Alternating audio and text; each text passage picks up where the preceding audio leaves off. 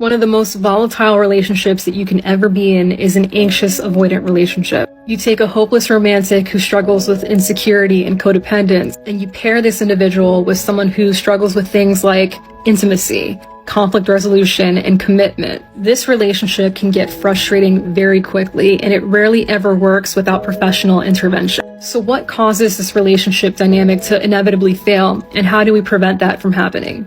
I want you to think of your life as a pie that is cut into two pieces. The first piece represents the relationship that you have with yourself, which accounts for your identity, your passions, your goals, your sense of community and belonging, and the amount of time that you devote to self-care. The second piece represents your relationship with your partner or your potential partner, the amount of energy that you invest into strengthening that bond. This includes talking, being vulnerable with each other, physical intimacy, quality time, etc. In a healthy relationship, this pie is going to be balanced, and both pieces are going to be equally prioritized. So what does this pie look like when you are in an unhealthy, anxious avoidant relationship? For each partner, it is drastically different. For the anxious partner, it looks like this. They will dedicate a massive piece to their significant other and leave a tiny sliver for themselves. Why is this a problem? Whether you are single, dating, or married, you are responsible for your emotional health.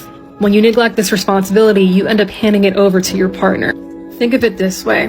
When you stop taking time to practice self-care, when you completely forget about your goals and your passions, when you stop setting time aside for your other important relationships, all in the name of putting your partner first, that partner becomes your only source of emotional fulfillment. With that comes hypervigilance, higher expectations, more criticism, and dissatisfaction. For the avoidant partner, the pie will look something like this. They will focus primarily on the self, and they will devote a tiny sliver to the romantic relationship.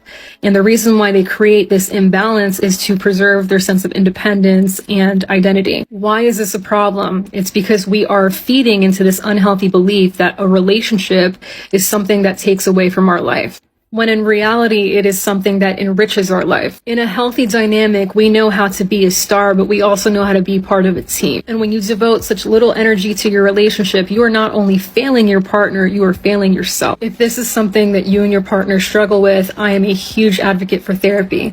But if you don't have the means or access to healthcare, there are plenty of books written by PhDs and licensed therapists on this subject. And if you ever want to talk to a friend, I offer these really laid-back one-on-one sessions where you're able to vent without judgment and, of course, get some feedback in return.